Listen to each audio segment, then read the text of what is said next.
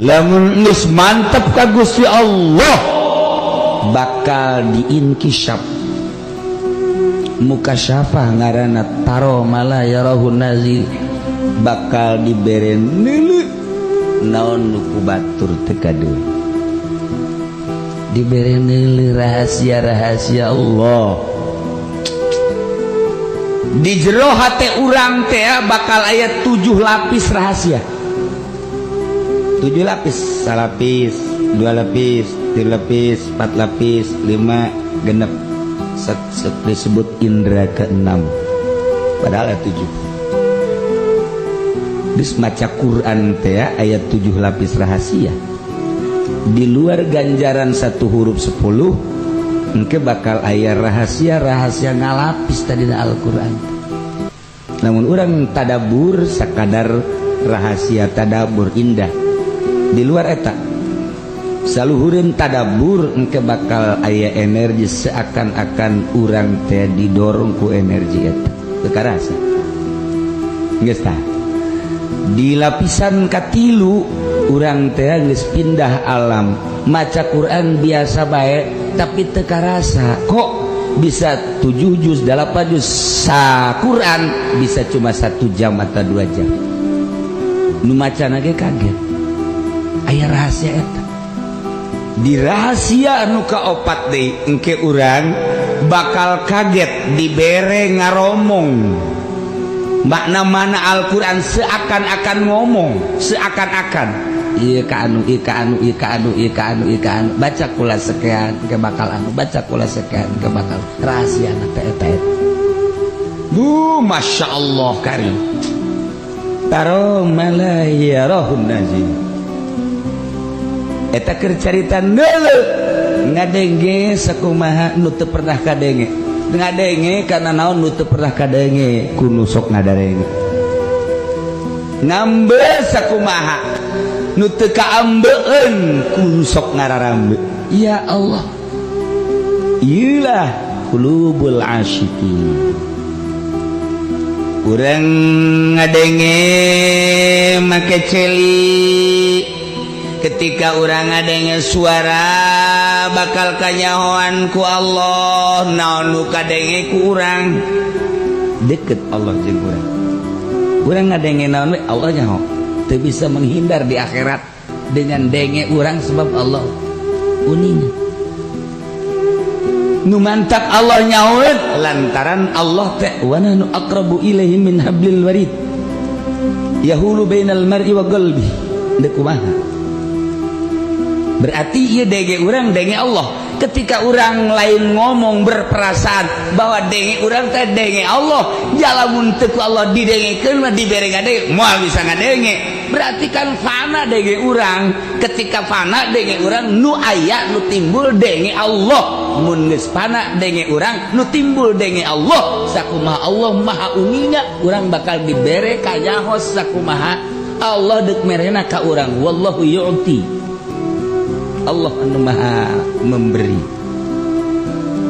wa ana qasim cek Kangjeng Nabi kuring nu ngabagi melalui Kangjeng engke Allah bakal mere beretah sekian persen wa ana qasim beretah sekian persen wa ana qasim ya karim urang lamun geus caritakeun kos kitu hayang amat cek urang teh kos kitu pek bae hayang mah berarti normal kan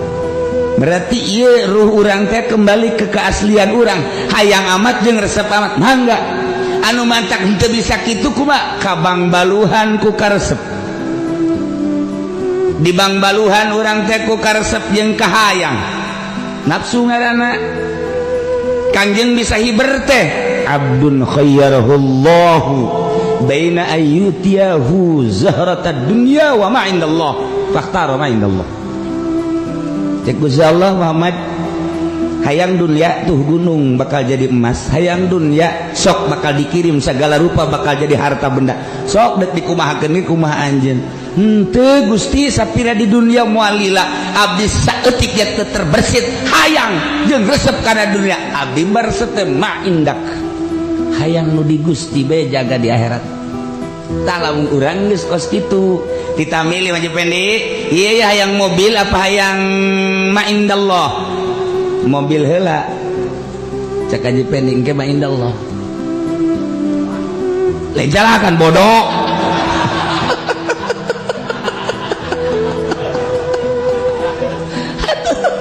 Sabira mobil atuh capek, kudu dikumbah, kudu di bensinan, kudu di olian. Atuh banding ma'indallah. Nah eta lamun urang hayang ma'indallah ditawaran mobil, ieu mah mobil BMW teu Gusti, Lexus teu Gusti, RR naon emang RR Rolls Royce teu Gusti abdi mah kapal udara teu Gusti, teu bisa nyetirna hese abdi bagas abdi mah nu aya di Gusti bae bener dia bener Gusti teh aya ngabdi mah coba dikiriman aya nu mere ieu mah jependi ye ieu teh aya geus janji ka Gusti Allah embung abdi mah kos kitu emang mobil naon eta Avanza Avanza mah teh hayang aya deui menang seminggu kijang eta kijang ajar kan baru duit hayang teu henteu geus janji ka Gusti bere Fortuner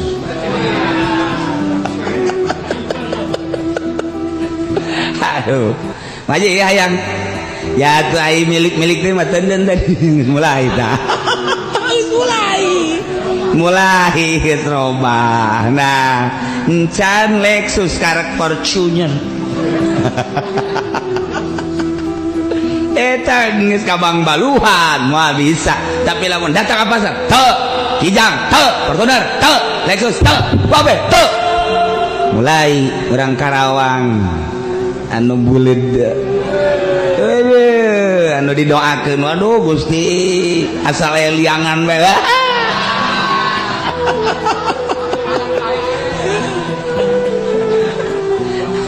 nggak acak-acakan henteu ya bagas pokokna mah jahe henteu parawan henteu sagala rupa geus henteu hiji bae Allah sakumaha Nabi anjeun berangkat dihiberkeun ku aing cek Gusti Allah atuh maneh ge ku aing deuk dihiberkeun geus eueuh kaberat hiber hayang ka mana abdi mah hayang ka Banten bae deuk hiber apa Banten dideukeun nyanggakeun ku Mah Gusti set Banten dideukeutkeun ngalengkah plek ke saya Masya Allah di Banten teh abdi mah hayang ka Cirebon mah cek Gusti Allah kun fayat set Cirebon deket lengkah di Cirebon yang ka mana maneh bejana Bali rame ai sialah laonan jeung hayang ka Bali sagala wah teu beres onte abdi mah ka Bali garek dakwah bule-bule supaya maca syahadat wah bohong sia tah iyalah atuh babari disebut dibere ilmu poy nah ini kumaha coba ayo babari ya Allah ngomong mah babari coba ge ieu nafsu urang kahayang urang ulah ditotalkeun disederhanakeun disederhanakeun bae mulai ngeunaheun ge disederhanakeun ulah ditotalkeun encan wani total mah sederhana bae ge geus bakal nikmat ibadah nah kuari urang fokuskeun sakumaha urang fokus deuk ka Mekah made deuk ka mana ka Mekah unggal jelema ngomong deuk ka Mekah daftarna geus tinggal berangkat doang tanda persiapan anak geus aya tas tinggal ngajingjing doang berarti bener deuk ka Mekahna kuari mantak naon deuk ka Allah fokuskeun sakumaha urang deuk ka Mekah ulah aya kasus kasih lempeng Allah hiji tujuan teh Allah geus ke diajak ka partai teu beusi kaganggu ka Allah diajak ka organisasi batur bisa ge aing macan puguh henteu diajak kurang raramean moal beusi kaganggu aing deuk ka Allah beusi salah ieu teh ige masalah ieu henteu beusi bermasalah ka aing mah diajak kawin deui gelis henteu tolol aya gelis henteu mandek geus di dinya henteu sedekah Allah bakal hampang dengan cara ngag